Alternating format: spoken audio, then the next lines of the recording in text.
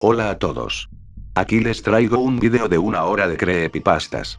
Antes de comenzar, en la descripción encontrarán los enlaces de las creepypastas, y los nombres de las canciones de fondo. Bueno, sin más que decir, que inicie la hora. El precio del conocimiento. Hay cientos de fórmulas y métodos que tratan de cómo funciona el mundo, y sus diversos misterios matemáticos, filosóficos, y científicos.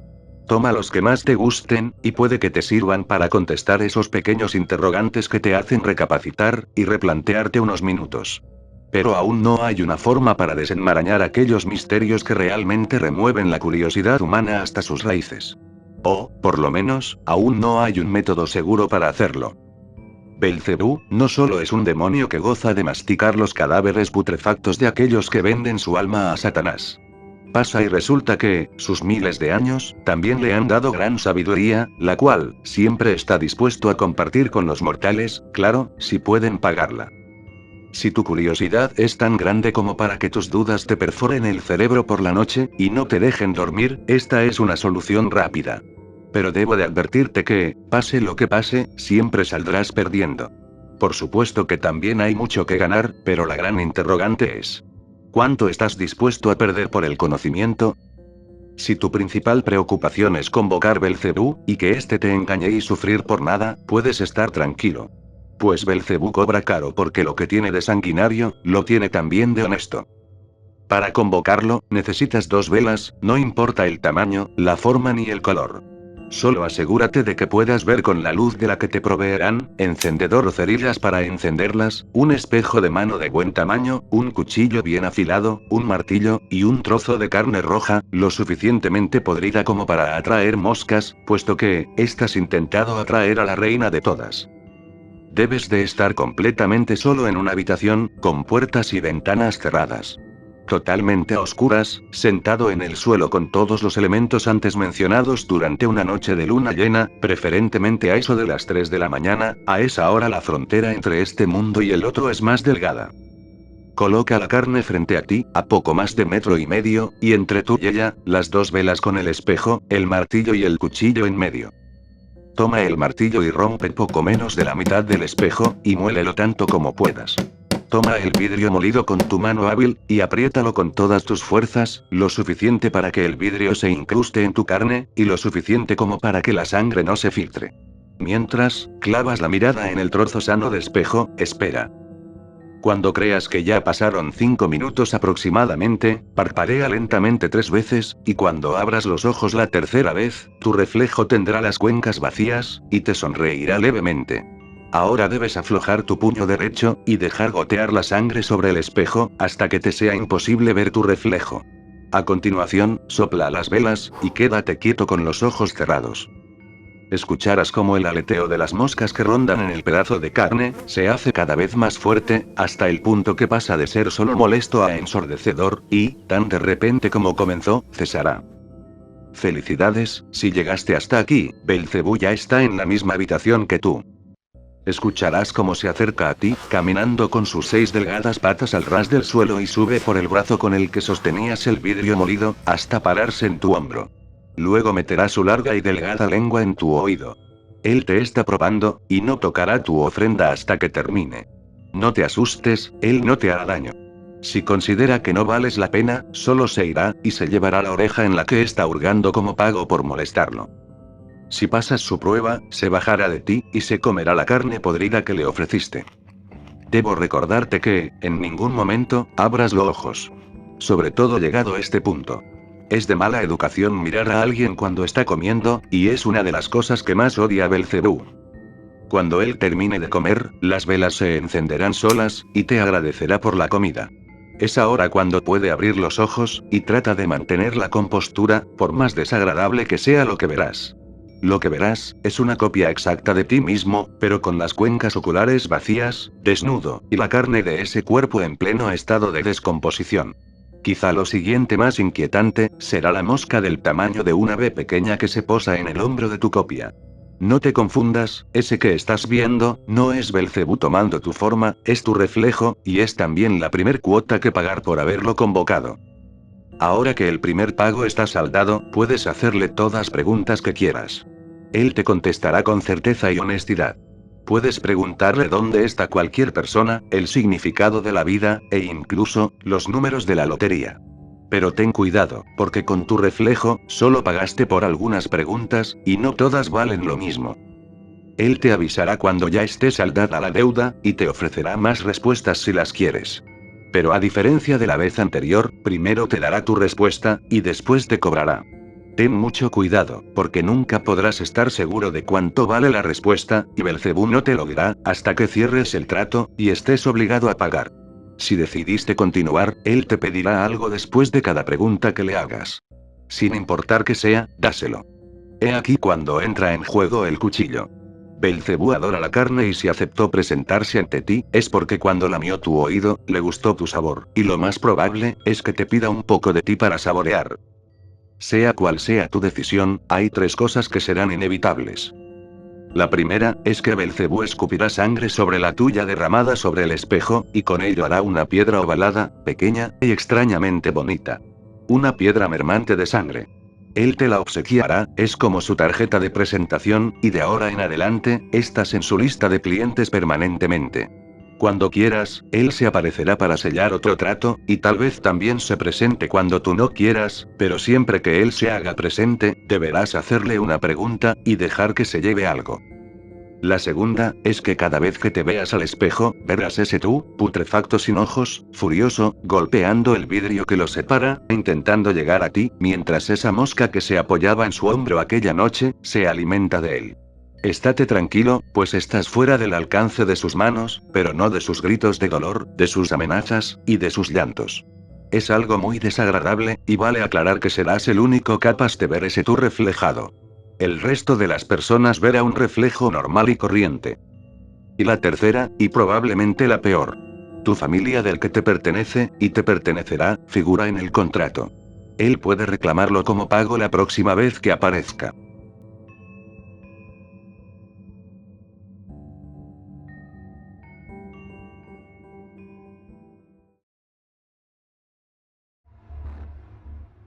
El diablo te manda saludos. ¿No crees en algo absurdo?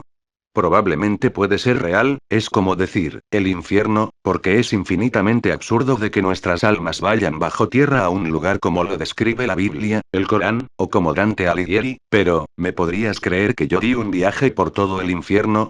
Pues si no me crees, te lo relataré.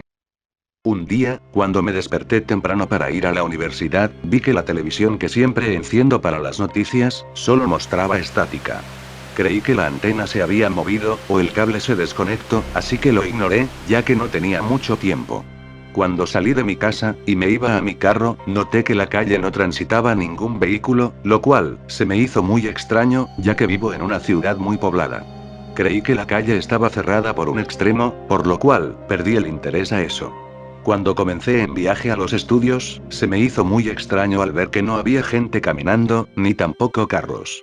Creí que el despertador se adelantó, y por eso no hay movimiento en las calles que transcurría, por lo que no le puse atención.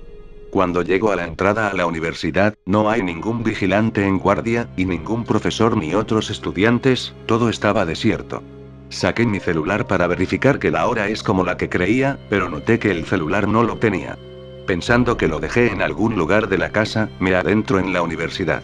Me llevé una sorpresa al ver que las puertas estaban abiertas, y adentro estaba muy oscuro. Ya algo asustado quise ir al aula en donde estudio que se encuentra en el piso de arriba, pero las escaleras están selladas por una pared. En cambio, hay una, pero en vez de subir, bajan. Estaba confuso ya que en todo el tiempo que he estado estudiando en esa universidad, nunca vi esas escaleras, por lo que decidí bajar a ese tétrico y oscuro lugar. Apenas bajé 5 escalones, y noto que la entrada ha sido cerrada. ¿Acaso es un sueño? ¿O es una alucinación mía? ¿Realmente en donde me encuentro? Muchas preguntas se me formaron mientras continuaba bajando a oscuras a un lugar desconocido. Después de mucho tiempo bajando las escaleras, noto una luz roja al final. ¿Pero qué rayos? Me dije mientras me acercaba más a esa luz, y vi que era una persona. Cuando me acerco, vi que la persona era como una silueta, ya que estaba completamente oscuro. Lo ignoré, y le pregunté qué está pasando. ¿Pero qué diablos? ¿Qué está pasando? Estoy muerto, como tú, y como todas las personas que te vas a encontrar. Ahora estás en el infierno, y yo te guiaré por todas las condenas. Ahora adentrémonos en el ciego mundo, donde ninguna alma encontrará descanso, donde te vas a adentrar a la maldita ciudad donde no se hallará ningún consuelo, donde el mismo Satanás y su corte infernal vive, pero aún hay un largo trecho.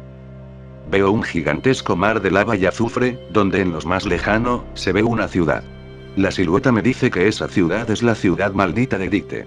Mientras caminábamos en un camino de rocas, vi que allá vive Satanás, y veo que las almas y los demonios dicen: miren muchachos, ha llegado carne fresca. Al momento que llegué a la maldita ciudad, ya me siento en casa, ya que no siento calor ni frío, solo siento las penas que me acongojan. Pedimos audiencia con el mismo Satanás, de una manera muy grosera enfrente de la guardia maldita, donde casi pierdo mi cabeza, pero me dan la suficiente privacidad para que nosotros hablemos. Oye niño, ¿qué se le ofrece? Dijo Satanás. Yo vengo a pedirte que me des un puesto en la guardia infernal. Siempre he adorado atormentar las almas. No, no puedes. ¿Crees que te voy a dejar entrar así como así a una guardia tan legendaria, donde el mismísimo Baal y Belial se encuentran? Ja. No me hagas reír. No me importa. Si quieres, quédate con mi alma, haré lo que sea por entrar allí. Dame tu alma, y también te obligo a que cuentes tu visión del infierno en ese extraño artefacto que ustedes llaman Internet. Trato hecho. Y así fue la historia de cómo llegué a redactar esta visión infernal. Ah, por cierto, casi se me olvidaba, el diablo te manda saludos.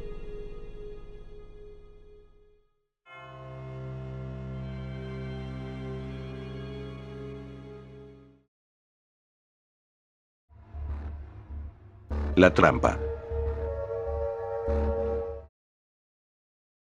Al terminar la Segunda Guerra Mundial, los habitantes de la ciudad de Berlín, en Alemania, tenían muy poco dinero, los recursos escaseaban y todos parecían estar hambrientos. En aquellos días, la siguiente historia se volvió muy popular entre la gente. Una joven se encontró con un ciego en medio de la multitud y por casualidad entabló conversación con él. Después de varios minutos, el hombre le pidió un favor: entregar una carta al destinatario escrito en el sobre. Como la dirección de la carta estaba de camino a su casa, la chica aceptó. Parpadeó un segundo, y cuando se dio la vuelta para preguntar al ciego si había algo más que ella pudiera hacer por él, vio al hombre abriéndose paso entre la multitud muy aprisa, dejando atrás los lentes oscuros y el bastón. Esto la hizo sospechar de la situación, por lo que decidió acudir a la policía. Cuando las autoridades localizaron la dirección escrita en el sobre, descubrieron un hecho grotesco. 3 carniceros habían estado despachando carne humana y vendiéndola a los berlineses hambrientos. ¿Y qué había en el sobre que el ciego le dio a la joven? Simplemente una nota que decía: esta es la última que te envío hoy.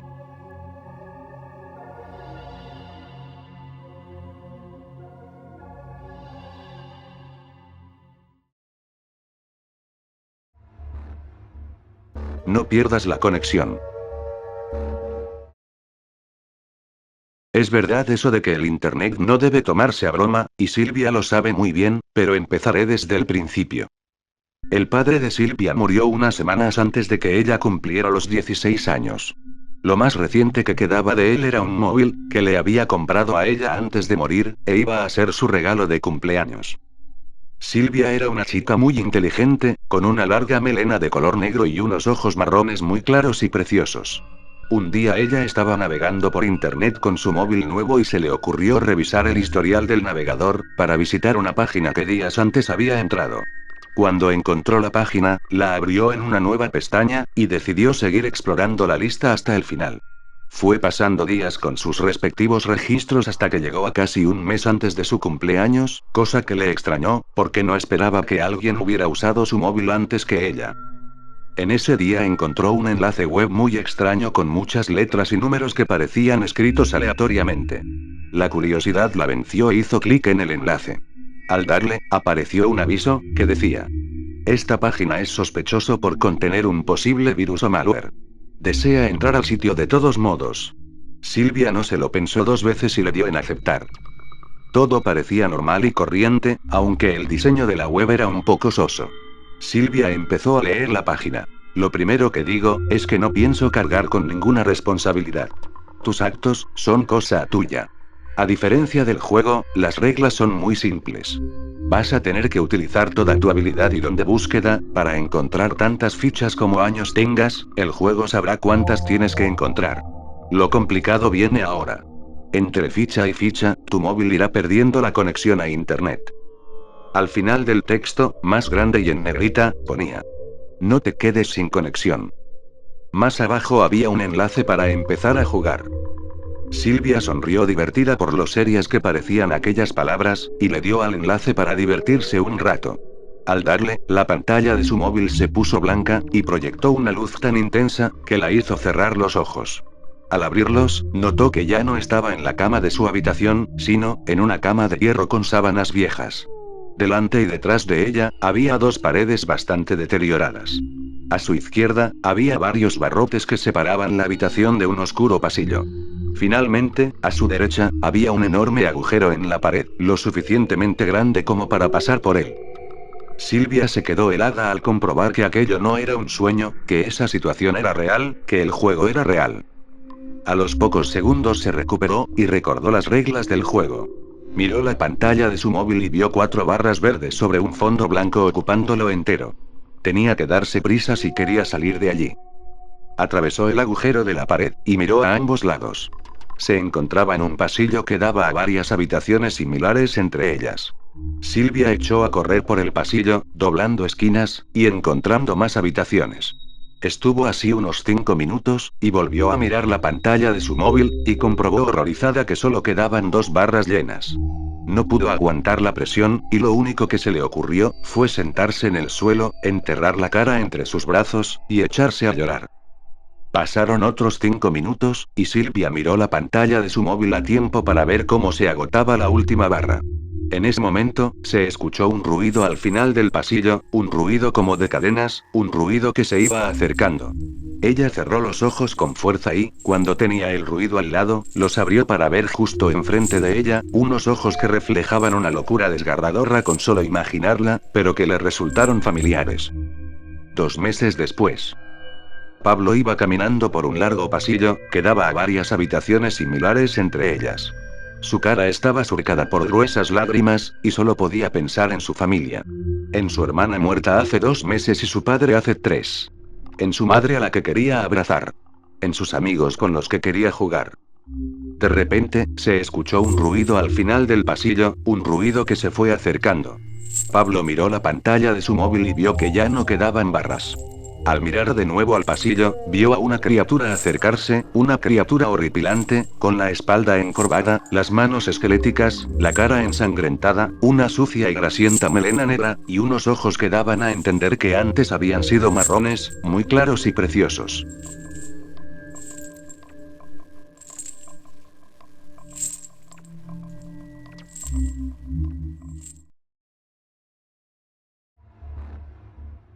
El interno 66. Como todos los días por la mañana, me encuentro con varios compañeros de 5º grado para ir caminando hasta la escuela. Carlos, mi compañero de banco, el más alto y corpulento del curso. Tavo, flaquito y pálido, siempre con miedo a todo. Andrés, el carilindo, le decimos el facha, por el que todas las chicas suspiran, y yo, Martín. Siempre salimos temprano, para ir charlando tranquilos, y siempre pasamos por un lugar maravilloso. En realidad, nunca entramos, y desde la calle apenas podemos ver algo. El predio debe ocupar unas 2 manzanas. Está rodeado de un paredón altísimo, pero una reja flanquea la entrada. A través de la reja, podemos ver estacionados decenas de colectivos destartalados. Dice mi papá, que cuando los colectivos tienen un accidente, o el choque es muy grande, muchas veces no conviene arreglarlos, porque es muy caro, entonces los remolcan hasta ese depósito, y los usan como repuestos para otros vehículos. La verdad, es que solo vimos entrar o salir a un señor que llega por las mañanas, que parece ser el cuidador. Para nosotros, es como un parque de diversiones inaccesible al que miramos con la pretensión de poder ingresar sin pagar entrada. Muchas veces, es nuestro tema de conversación. ¿Que por dónde se podrá entrar? ¿Que qué pasaría si saltáramos la reja? ¿Que si el señor lo cuidará día y noche? Y así, continuamos divagando sobre la posibilidad de introducirnos en el preciado depósito vehicular. Por la tarde, al volver de la clase de gimnasia, vimos que el cuidador estaba cerrando la reja, y luego se iba caminando despacito hacia la parada de colectivos. Carlos vio al instante una oportunidad. ¿Y si entramos? Nos preguntó entusiasmado. No, mejor nos vamos, dijo Tabo con esos ojos de cordero miedoso. Sí. Dale, entremos. Se entusiasmó el facha. Yo miré el reloj, y vi que todavía era temprano. Total, ¿cuánto tiempo tardaríamos en dar una vuelta? Con 1 hora alcanza, y sobra. Pensé.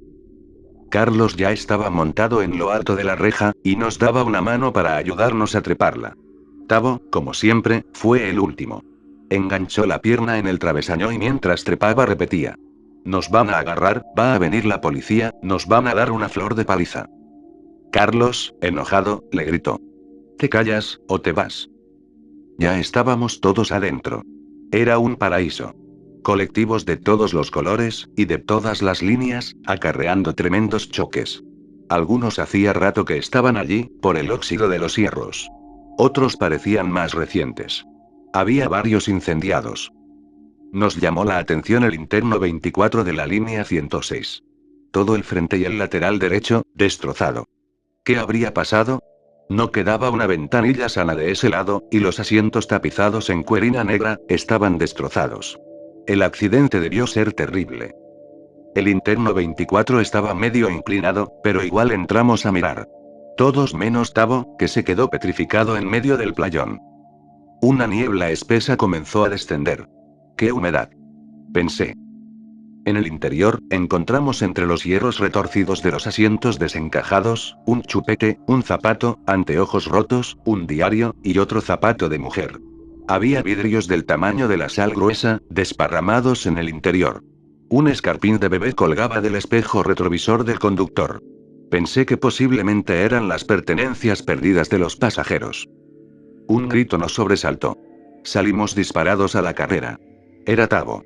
Algo se movió allá atrás. Vayámonos. Dijo asustado. Carlos preguntó, ¿por dónde? Atrás del 88. Vi algo que se movió. Me quiero ir. El facha, le dijo. Es temprano todavía. Vamos a ver. Y salió corriendo hacia el sitio señalado, seguido a corta distancia por Carlos que estaba a sus anchas. Yo también tenía ganas de ir a investigar, pero lo vi tan alterado a Tabo, que decidí quedarme un rato con él, y ver qué pasaba. Transcurrieron unos minutos, y la impaciencia me estaba afectando. ¿Y? Grité con todas mis fuerzas. Vengan, vengan. Se escuchó la voz de Carlos. Lo agarré del brazo a Tabo, y le dije. Vamos a ver.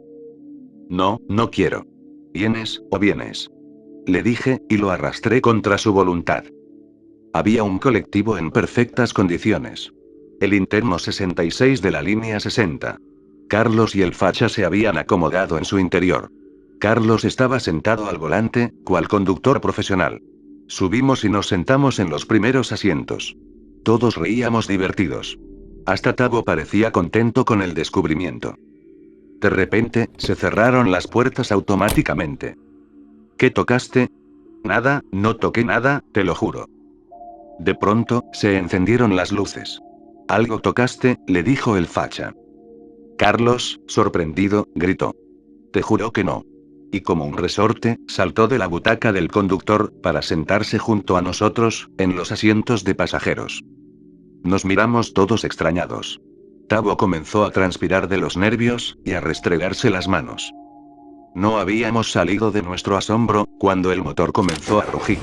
La palanca de cambio se movió como por arte de magia, y el colectivo comenzó a avanzar lentamente por el playón, conducido por quién sabe quién.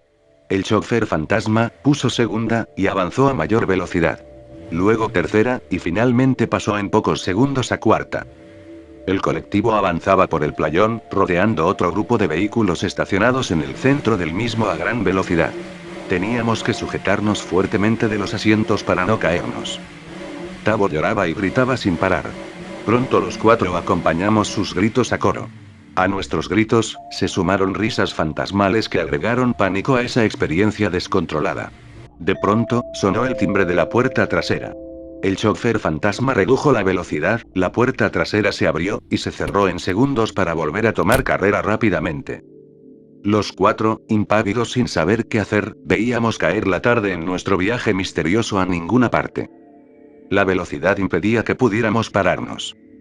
Carlos comenzó a arrastrarse por el piso mientras se sujetaba de los asientos, y tomando a Tavo del brazo, lo obligó a tirarse al piso hacia la puerta trasera. De repente, escuchamos nuevamente el timbre de la puerta trasera, era nuestra oportunidad de escapar. Carlos ya estaba con Tavo junto a la puerta. El colectivo redujo la velocidad, frenó, y la puerta se abrió. Carlos y Tavo se arrojaron del colectivo. El facha y yo, no llegamos a tiempo, ya que la puerta volvió a cerrarse en segundos. Carlos y Tavo, que estaban a salvo, nos miraban espantados desde el playón. Y nosotros continuamos nuestro viaje estirados en el piso junto a la puerta trasera, entre las carcajadas de los espectros que nos acompañaban, con la esperanza de que alguno tocara el ansiado timbre. La noche se acercaba. Mientras tanto, Carlos y Tavo arrastraron un par de cubiertas para depositarlas en medio de esa pista macabra, con la intención de detener al interno 66. Pero el fantasma maniobró esquivando el obstáculo con destreza, mientras lanzaba una carcajada que resonó como un tambor. Pensé que jamás podríamos abandonar esa máquina siniestra, ya que el timbre no volvió a sonar. Carlos seguía tramando la manera de detener al colectivo. Entonces, se paró a un costado y estiró el brazo. El chofer detuvo su marcha, y abrió la puerta delantera para permitir su ingreso. Pero Carlos no subió. El chofer volvió a acelerar en loca carrera. Con el facha, nos arrastramos hacia la puerta delantera, y esperamos. Nuevamente Carlos estiró el brazo en un nuevo intento por detener la alocada marcha. El chofer frenó, y abrió la puerta delantera. Ahí nos abalanzamos y nos arrojamos rápidamente. Estábamos a salvo. Un poco magullados, pero vivos. Salimos corriendo, trepamos la reja del portón y llegamos a la calle. Cuando miramos hacia atrás, el interno 66 de la línea 106 estaba estacionado en el lugar donde lo habíamos encontrado.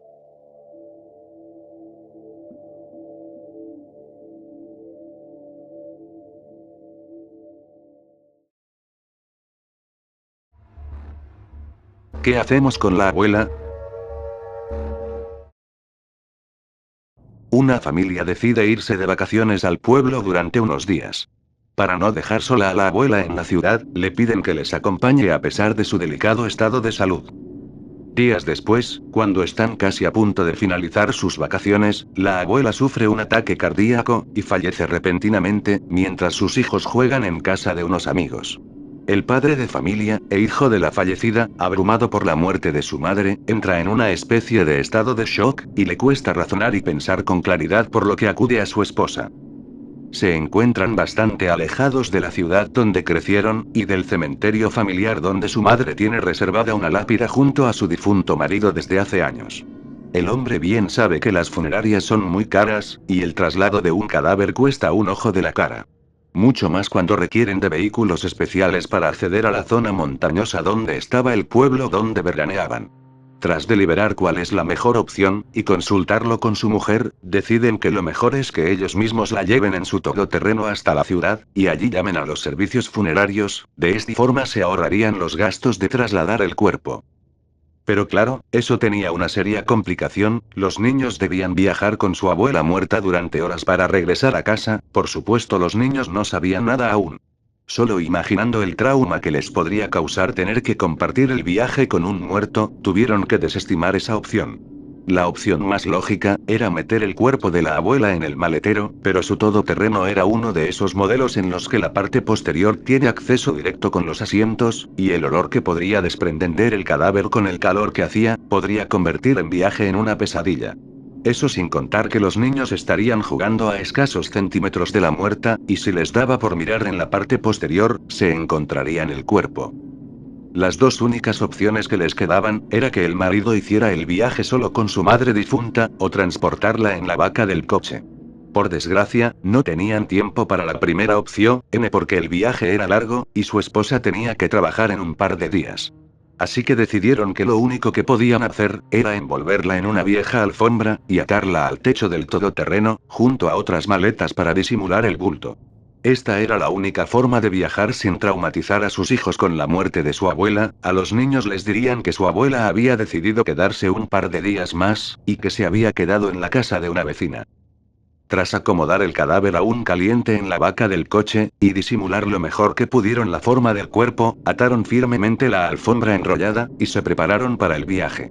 Tenían que salir cuanto antes si querían usar la oscuridad de la noche para viajar sin que nadie se diera cuenta. El primer par de horas circularían por un terreno pedregoso en el que, entre baches, agujeros y piedras, debían avanzar lentamente si no querían reventar un neumático, o los amortiguadores del vehículo. Los continuos saltos, estaban aflojando las cuerdas que mantenían atada a la abuela, y sin que la familia lo supiera, el cadáver estuvo a punto de caerse en el camino un par de veces. Al entrar en la autopista, la situación no mejoró, los saltos producidos por los baches habían aflojado los nudos, pero el rozamiento con el aire al circular a gran velocidad no mejoraba la fijación de la abuela muerta. Irremediablemente, y sin que sospecharan nada, el cuerpo de la abuela acabó por caer, con tan mala fortuna, que el ruido de un avión al despegar en un aeropuerto cercano, ocultó el sonido del golpe. Al llegar a su destino, la mujer subió a casa con los niños que estaban medio dormidos, cansados por el viaje. Los pobres angelitos no habían sospechado nada. Aunque estaba amaneciendo, mañana sería otro día, y deberían darles la noticia de la muerte de su abuela. El marido, por su parte, se llevó el susto de su vida cuando al revisar el techo del todoterreno, descubrió que la alfombra que envolvía a la abuela ya no estaba. Aturdido, y asustado, miraba dentro y fuera del vehículo, como intentando comprender qué había pasado. Sin saber que pocos kilómetros antes, el cuerpo de su madre había caído en mitad de la autopista. Quería volver sobre sus pasos para buscar a su madre, pero ¿cómo podría explicar qué hacía su madre muerta y envuelta en una alfombra, como si fuera el cadáver de un perro? Subió a casa para avisar a su mujer, y explicarla que debía regresar en la búsqueda de su cuerpo. Cuando estaba hablando con ella, una llamada de teléfono le conmocionó. La estaban realizando desde el teléfono móvil de la abuela. Buenos días, señor, le habla la policía. Debo comunicarle que ha sido encontrado el cadáver de una anciana en mitad de la autopista, y su número de teléfono aparece como contacto en el móvil que hemos encontrado en uno de los bolsillos de la fallecida. Le rogamos que se persone en el kilómetro 10,5 de la carretera de Burgos, para reconocer el cuerpo lo antes posible. El hombre se quedó paralizado. No sabía cómo podría explicar lo sucedido, sin acabar en la cárcel. Pálido por el miedo, y con ojeras de no haber dormido en toda la noche, condujo hasta el lugar señalado por el policía. Al llegar allí, el espectáculo era dantesco. Varios coches de patrulla habían desviado el tráfico a un único carril. En el arcén, había un camión de gran tonelaje, y en uno de los vehículos de la policía, se podía ver a un hombre esposado con las manos a la espalda. El hombre se acercó a uno de los agentes, y le hizo saber que había recibido una llamada. Le temblaban las piernas, y tenía las manos empapadas de sudor. Disculpe. Dijo tartamudeando. Me han llamado ustedes desde el teléfono de mi madre. Señor. Dijo el agente. Lo que le voy a pedir no es agradable. El hombre que está detenido, ha atropellado a una anciana con su camión. El cuerpo está totalmente destrozado, y es prácticamente irreconocible, pero entre sus pertenencias, hemos encontrado un teléfono móvil, y una pulsera.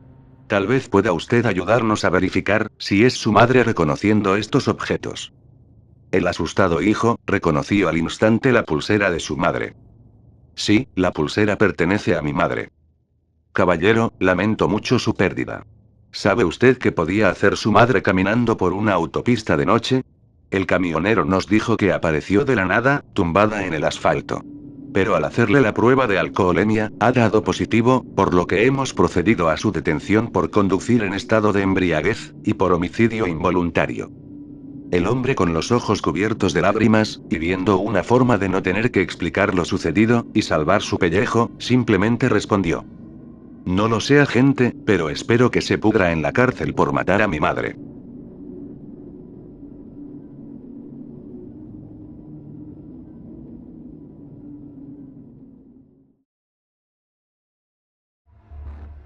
Hoy por ti, mañana por mí. Hey, tú, ¿qué tanto te interesan los juegos sobrenaturales? Ya sabes, esos que dicen básicamente: haz esto, y se te aparecerá tal ser, y hará tal cosa. ¿Te gustaría conocer uno nuevo? Uno nunca los conoce todos. Ah, ¿te has interesado? Excelente, porque para este juego, precisas de mucha atención. Empecemos por lo básico. Necesitarás un disfraz. ¿Por qué? Él no comprende a las personas de nuestra época. Su alma quedó atrapada en la suya, allí por los 50, de modo que solo se le aparecerá, y hablará con alguien que luzca familiar. Hay dos cosas que puedes obtener de él, dependiendo de cuál desees. Tendrás que elegir entre vestimenta formal o informal, de esos tiempos. Unos puros, ayudarán con la imagen, al igual que escarbadientes. También, llevar un revólver no sería mala idea, siempre teniendo en cuenta que él no aparecerá, si algo en ti no le resulta familiar. Podrías pasar a visitar a tus abuelos y, con suerte, encontrarás que aún guarda algún arma antigua para protección. No te preocupes por las balas, no las necesitarás. Busca un callejón oscuro, de esos lugares a los que evitas siquiera mirar cuando pasas cerca. Entra, y si es que llevaste un puro, enciéndelo, y di en voz baja, como si te quejaras. ¿Dónde estará ese cretino? Más vale que llegue rápido, o tendré que encargarme de él. No te preocupes por terminar la frase. Si la pudiste terminar tranquilamente, significa que él no te ha creído. No se te ocurra volver a intentarlo. Pero, si tienes suerte, él aparecerá desde un rincón en que jurarías, no había nada, y te interrumpirá diciendo: que se haga rápido, no es buena idea que nos vean juntos. Es un hombre alto, esbelto, con una mitad de su rostro desfigurada horriblemente, probablemente por una herida de bala mal cicatrizada. Su mirada, seria e indiferente, es completamente vacía, como si no se encontrara ahí mismo, si es que de hecho está ahí. Sin lugar a vacilaciones, y sobre todo, con una expresión lo más parecida posible a la suya, debes decir: al fin llegas. Empezaba a pensar que tendría que contratar a alguien más. Si escuchas que dice: lamento decir que no contrataras ni a mí ni a nadie. Corre. Tan rápido como puedas, si puedes lanzar cosas en tu camino, mejor. No, no es un error, estás haciéndolo excelente. Y si escuchas otras palabras, has de saber que, ni el mismísimo Dios podrá ayudarte en el tormento que sufrirás por la eternidad.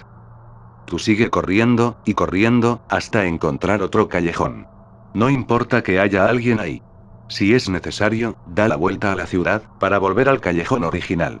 Por nada del mundo te detengas, ni por el tránsito, ni por la policía, ni, mucho menos, para mirar atrás. Él ha creído en tus palabras, y te ha convertido, sin saberlo, en parte de su realidad. A medida que te acerques al fondo del callejón, quien sea que estuviera ahí, desaparecerá, y todo a tu alrededor cambiará a su aspecto en aquella época, aun si entonces se trataba de un verde campo. Actúa como si no notaras cambio alguno, y, al ya no poder correr más, apoya tu espalda contra la pared, y cierra tus ojos unos segundos. Y si no hay pared, cuando no puedas más, lánzate al suelo, y cúbrete la cabeza, de nuevo con tus ojos cerrados. Espera por 5 segundos, y ábrelos. Él estará ahí mismo, frente a ti, junto con dos hombres más, cuyos rostros no debes mirar, por ahora. Él dirá, en voz casi burlancia: encárgate de la gallina, Tom. Debes prestar suma atención a cuál de los dos que le acompañan, es el que reacciona. Si reacciona el de la derecha, levanta el revólver que llevaste, que ahora estará cargado, y quítate la vida. Es preferible al infierno, que sentirás cuando te atrape. Sin embargo, si reacciona el de la izquierda, mira al de la derecha a los ojos, y di: hoy por ti. De inmediato, él tomará su revólver, matará a el de la izquierda, y a él lo lanzará al suelo. Acércate a él, y no te preocupes por los otros dos, ya han desaparecido. Apuntale con tu revólver, y completa la frase: mañana por mí. Antes de preparar el gatillo. Empezará a rogar por su vida, y te jurará hacer lo que sea por su vida.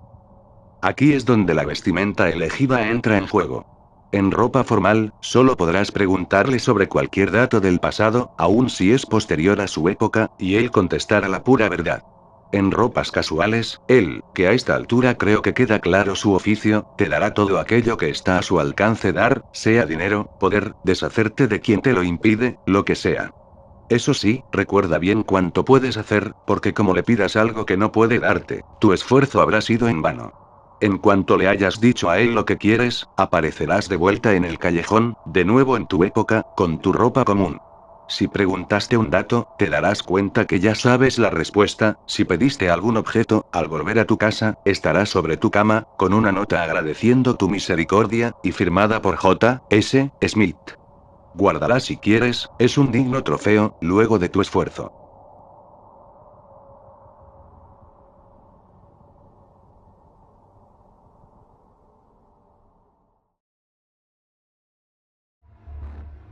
¿Por qué ya no juegas conmigo? Recuerdo que tenía 4 o 5 años de edad, cuando me compraron ese peluche con forma de oso. Recuerdo que no me desprendía de él, para jugar. Comía con él, jugaba con él, hasta dormía con él. Qué bonitos tiempos eran esos días, donde no tenía nada más en qué pensar, sino en jugar con ese peluche que, ahora, desearía nunca haber tenido. Todo iba bien con el peluche, hasta que crecí con los años. Cuando cumplí 12, me había olvidado completamente a ese peluche. Recuerdo que estaba solo en mi casa, jugando Killing Floor con mis amigos. Me gustaba mucho ese juego. En ese entonces, tenía los audífonos puestos a todo volumen, así que no podría escuchar los ruidos de afuera, pero a las justas, pude escuchar una voz pero muy ronca que provenía de adentro de mi casa. La voz decía: juguemos. Con tono muy triste, me pasé como loco buscando pero nada. Cuando me dispuse a volver a mi habitación, vi en la entrada de mi cuarto ese peluche. Recuerdo que dije: qué raro, no había visto esto desde hace muchos años. Lo guardé en mi ropero. Pasaron unos años, y cumplí 15 años. En ese entonces, recuerdo que ya no le tenía miedo a los fantasmas, y todas esas cosas. Me volví muy frío. Recuerdo que había quedado con mis amigos para hacer una tarea muy pesada de historia. Le dije a mi familia que me quedaría hasta muy tarde. Dijeron que estaba bien, que solamente no regresara muy tarde. Salí pues entonces. Pasaron horas, y no terminábamos. A eso de las 5:30 de la madrugada, me llamaron a mi celular. No se escuchaban más que gritos raros. No sabía qué era. Pensaba que era una broma que me estaba haciendo mi hermano menor. Regresé a mi casa, y estaba toda mi familia: mi padre, mi madre, mi hermano. Todos estaban sentados en la mesa del comedor, muy callados, y con la cara pálida. Pregunté qué pasaba, pero nadie respondió. Cuando me acerqué, noté que el piso estaba rojo, parecía sangre. Pregunté qué había pasado. De nuevo no obtuve ninguna respuesta. Era como si no estuvieran vivos. Entonces noté que sus estómagos estaban abiertos con una especie de cuchillo. Era imposible, pensé. No había forma de que algo así hubiera pasado. Grité muy fuerte. Entonces lo vi. Mi peluche estaba detrás de mí, a unos metros de distancia, con un cuchillo en la mano, y sus ojos estaban rojos. Entonces dijo: esto pasa cuando ya no juegas conmigo.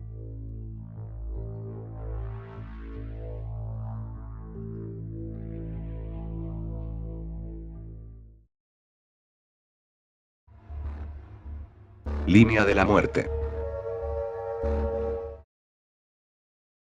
Mi padre siempre fue obsesivo con su muerte. Siempre que hablaba del tema, comenzaba a meditar en cómo acomodaría las cosas en caso de morir. Siempre daba la imagen de ser muy entusiastas con estos temas, pero en su interior yo sabía que le tenía pavor a la muerte. Tal es así que hace ya algunos años, había instalado un teléfono en la cripta de la familia. Realmente lo atormentaba el hecho de que lo viesen como muerto, y despertar en su tumba. Había noches que hasta despertaba exaltado por sueños relacionados. Algunas veces, lo había observado llorar sentado en la cama, pero yo simulaba no saberlo. Esto continuó así pasado los años. Yo me comprometí con un chico que conocí en la facultad, y tuvimos un hijo. Separándome de mis padres, comencé una vida, una familia que me hacía feliz. ¡Ay Dios! Como lamento que mi padre no haya estado el día de mi boda, como lamento no haber hablado con él. Siguiendo lo que comentaba, me había mudado con mi novio. Todo marchaba estupendo, hasta el día que llamó mamá muy desesperada. Papá ha tenido un ataque al corazón, decía. Yo me sorprendí, e intenté calmar a mamá de alguna forma. Realmente lo ocurrido me impactó mucho. Me quitó noches de sueño, días de armonía. Papá fue puesto en su respectiva cripta, la que él mismo había construido, y así nos marchamos a casa. Después de esto, en casa había un ámbito de mucha tensión. Mamá no paraba de llorar, esos días tuve que consolarla mucho. No podía permitirme verla así. Esto continuó por 2 días, dado que en 2 días aprendió a controlar sus emociones. Yo volví a casa con mi novio, y la llamaba todas las tardes. 5 días más tarde, traté de comunicarme con mamá, pero la línea me daba ocupada. Me extrañé entonces. Mamá no era de realizar llamadas muy extensas, además, desde la muerte de papá, solo recibía mis llamadas. Procuré no preocuparme demasiado, traté de pensar que todo estaría bien. Sin darme cuenta de lo que estaba haciendo, me dirigí inconscientemente a la casa de mis padres en mi auto. En el camino, solo pensaba en mamá, en lo extraño que parecía todo, en la rareza de lo que sucedía. Al llegar, noté que mi casa estaba como siempre, vacía, subí las escaleras, y lo que vi, me dejó estupefacta.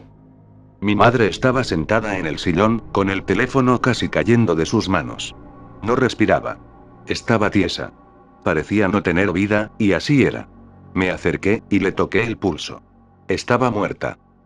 Lo demás, no lo recuerdo. Me desmayé al instante. Cuando desperté, me encontraba en casa, junto a mi novio. Pregunté por mamá, quería saber si todo había sido una pesadilla. Lamentablemente no fue así, era la cruda verdad. Como imaginan, hubo llantos, y diferentes ataques emotivos en mi familia, cosa que trataré de no detallar.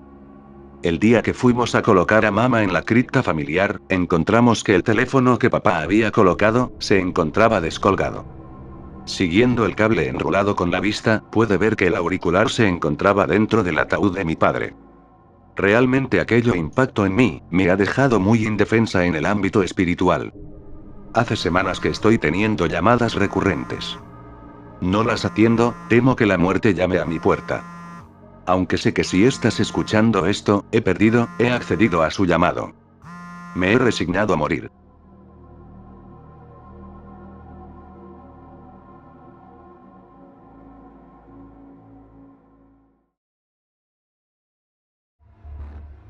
La chica del cuarto frío.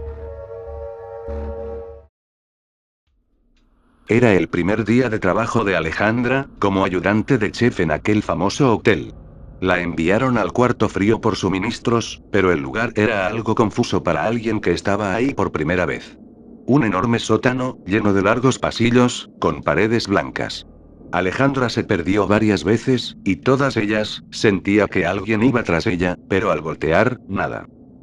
Cuando por fin encontró el cuarto frío, apenas había puesto un pie dentro del congelador, y la puerta se cerró bruscamente detrás de ella, haciéndola caer de rodillas por el golpe. Se incorporó rápido, y vio a través de la empañada ventanilla, que alguien había cerrado la puerta por fuera y se alejaba deprisa.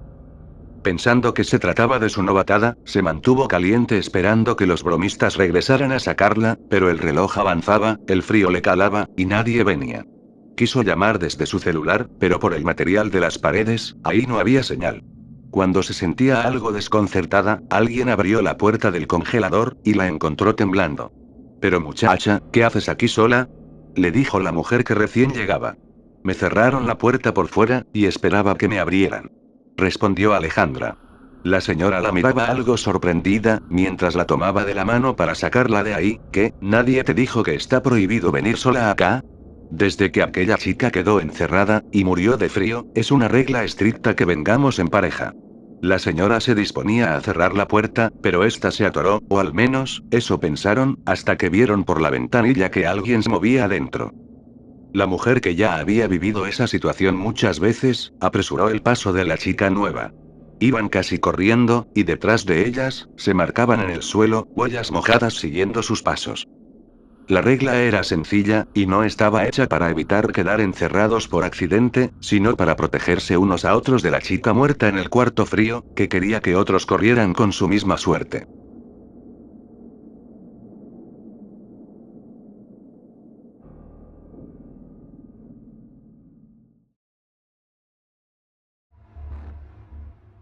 De vuelta a la Tierra. Creo que este podría ser el final. Para nosotros, al menos. Hombre, y todo lo que hemos logrado. Se me ha dado suficiente tiempo para pensar en ello desde la última vez que vi el sol. No es el fin del mundo, pero sí de nosotros.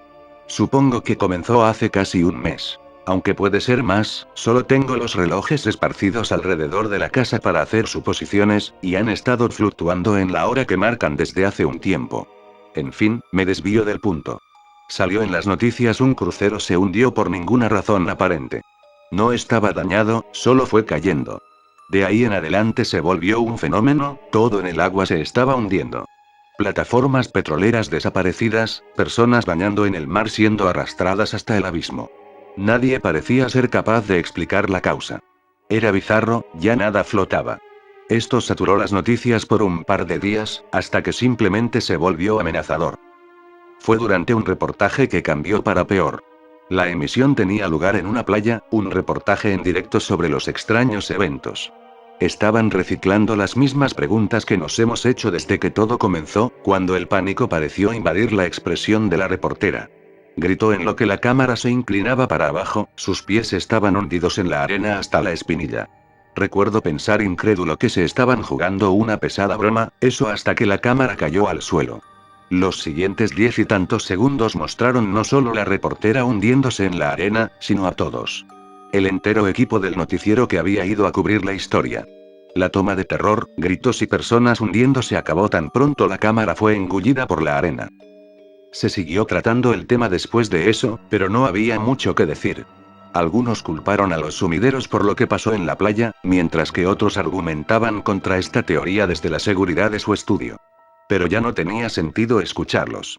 Más fácil era asomarse por la ventana. Las calles estaban desoladas. Todos temían ir afuera y se quedaban dentro de sus hogares. Los caminos y el pavimento eran absorbidos por grama y tierra. Señales de tránsito y semáforos siendo consumidos por las plantas. Casas también. Algunos trataron de huir, saltando de techo en techo, buscando por terrenos más altos. Los rascacielos se habían convertido en refugios para la mayoría. He hecho tan solo un viaje por los tejados, un intento por conseguir provisiones de una tienda cercana. Pero hacía mucho que había sido saqueada. Ya teníamos presente toda la evidencia necesaria para saber qué tan mala era la situación. Es fácil estar en negación frente a algo como, lo que sea que esto fuera, hasta que en realidad comienza a afectarte. Cuando regresé a mi casa, noté algo. Mi auto se había ido. Bueno, casi. Se podía ver el techo del vehículo asomándose sobre la tierra. Aunque no solo mi auto, todos en la ciudad. Los más grandes todavía resaltaban, solo parcialmente dentro y siempre consumiéndose de igual manera. En cuestión de unos pocos días, todo en mi primer piso se había hundido. Me las ingenié para bloquear las ventanas y puertas y así no reventaran por la presión de toda esa tierra, pero era tan solo una celda ahora. Un mausoleo. No un lugar donde quisiera estar. Pasé la mayor parte del tiempo en la alcoba de la segunda planta, con la mirada puesta sobre el hostil mundo de afuera. Mi vecino murió ayer. Cayó de su techo y fue tragado por la tierra. No es la primera persona que perdemos así, pero lo que le hizo notable fue cómo cayó. Trataba de impedir que su perro saliera al tejado. El can está bien, o eso asumo. Salió corriendo. Ellos no son afectados, los animales. Este mal está reservado para nosotros. Hacer un descubrimiento tan nihilista como ese fue más de lo que pude soportar. Bebí en tanto exceso que caí inconsciente por todo lo que quedaba del día. Cuando desperté con dificultad, podía ubicarme en esa densa oscuridad que estaba. Encendí todos los interruptores de luz y fusibles, pero la energía se había ido. Tomé una linterna de mi caja de herramientas y recorrí la casa ignorante de lo que pasaba. Al llegar a mi alcoba, lo vi, el último vestigio de luz natural que advertiría. Me obligué a creer que era de noche, y había dormido todo el día en una coma alcohólica. Para cuando avancé a la ventana ya no podía enfocarlo. Estaba bajo suelo. Traté de salir, escarbando por horas a través de la tierra que no dejaba de llegar, sin resultado. No sé cuánto más conseguiré permanecer aquí. En esta enorme tumba. Tengo suficiente comida y oxígeno, hasta conseguí alumbrar un poco con algunas candelas y una cajetilla de fósforos. La linterna murió hace un tiempo. Pero este es nuestro destino. El destino del ser humano. Nuestro regreso a la Tierra.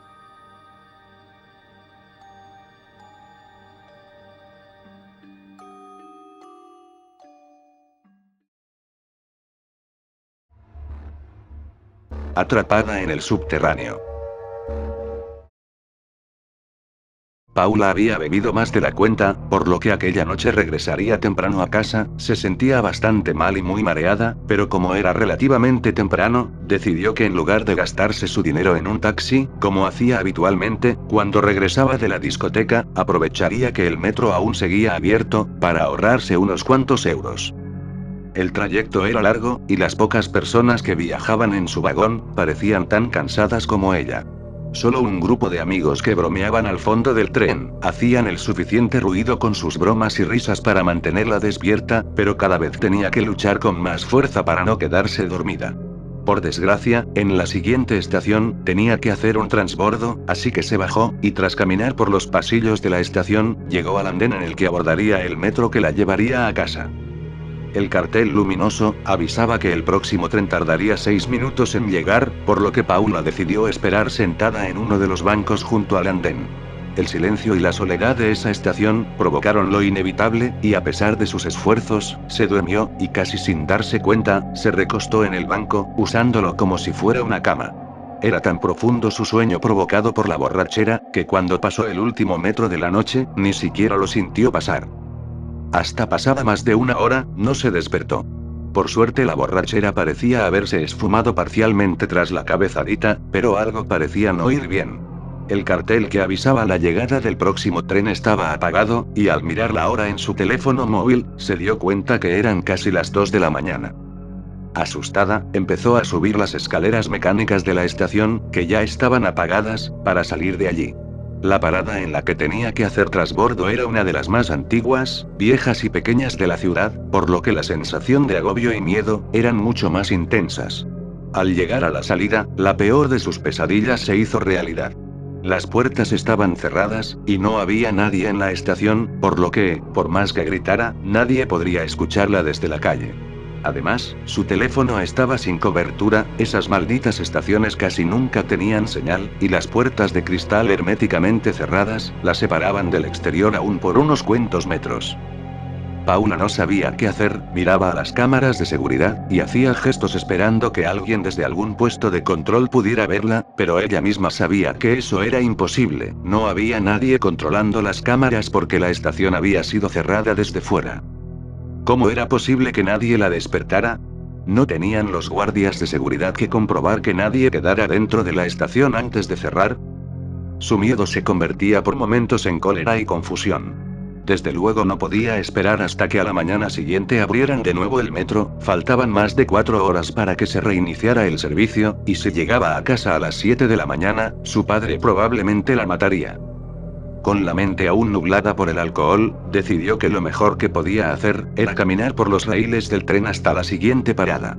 El camino era oscuro y realmente tétrico, pero sabía que su destino no estaba muy lejos, y gracias a la luz del flash de su teléfono, podría alumbrar el camino. La siguiente estación era una de las más importantes, con gran cantidad de líneas y recientemente había sido remodelada, por lo que estaba segura que allí podría encontrar a alguien que la permitiera salir a la calle donde abordaría un taxi. La idea parecía muy buena, pero a la hora de la verdad, recorrer aquellos túneles era realmente escalofriante, un silencio casi sepulcral hacía que hasta la más leve de sus pisadas resonaran con el eco de las paredes. Se podían escuchar los chirridos de las ratas, y el goteo de algunas zonas en las que parecía que había leves escapes de agua. Sus pasos eran cortos, y se detenía a menudo a escuchar, porque sentía como si alguien la observara desde la oscuridad. El miedo la invadía, y paralizaba por momentos, pero ya era demasiado tarde para volverse atrás, debía estar casi a mitad de camino cuando unas voces la alertaron.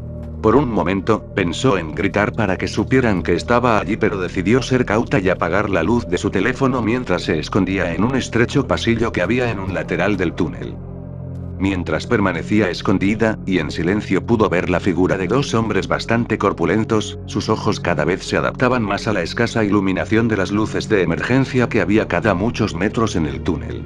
Ambos parecían discutir acaloradamente por un cartón de vino, y a escasos metros de donde se encontraba Paula, comenzaron los empujones y golpes. El más grande de ellos, le propinó un puñetazo que tumbó al otro, y gloriosamente alzó su trofeo mientras de un trago se bebía casi la mitad del contenido del cartón de vino. El más pequeño, enfurecido, sacó un cuchillo de la espalda, y se lo clavó repetidamente en el cuello a su rival. Realmente se ensañó con su cadáver, y a pesar de la poca luz, Paula pudo ver con claridad cómo tenía toda la cara manchada de sangre. Recogió el poco vino que quedaba, y se lo tomó de un trago. Paula estaba temblando del miedo, no se atrevía ni a respirar, y desde luego, mucho menos a moverse. Si estaba lo suficientemente quieta, tal vez el vagabundo asesino se iría de allí sin verla. Pero la casualidad no se quiso aliar con ella, y justo cuando el asesino se daba la vuelta para marcharse del lugar, la batería de su teléfono la delató.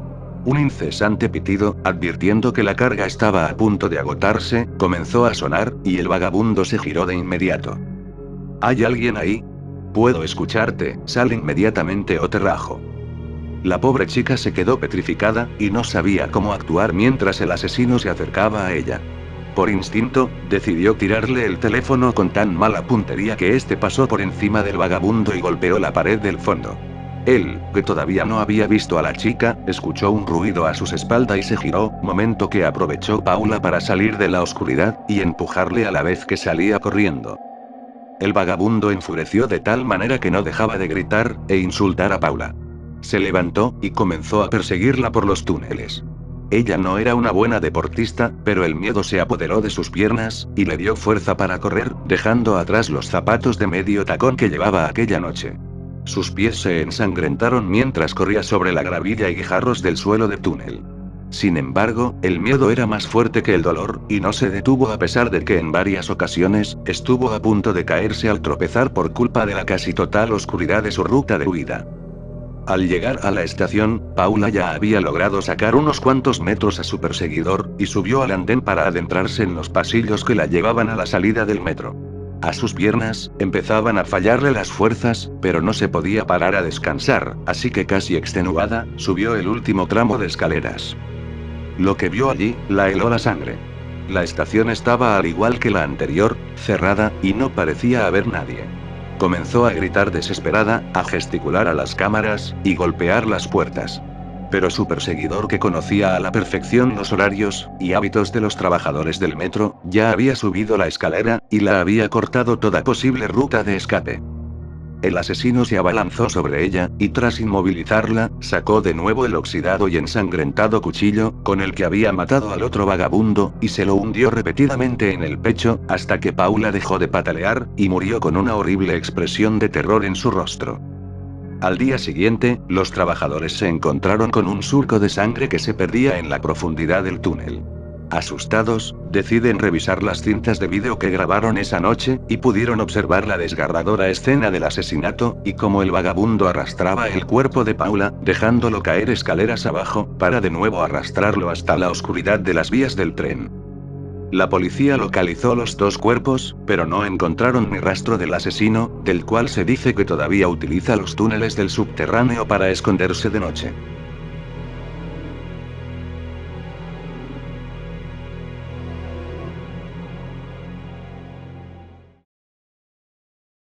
Y bueno, aquí termina la hora de creepypastas. Espero que les haya gustado.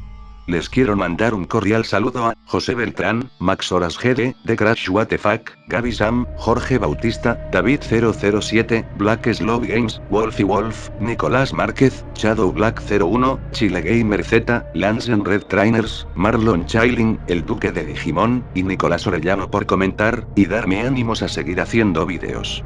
También agradezco a Anthony Gamer 712, ya que me dedicó un vídeo entrevistándome, en el cual, podrán verlo en su canal que está en la descripción del vídeo si gustan pasar a verlo.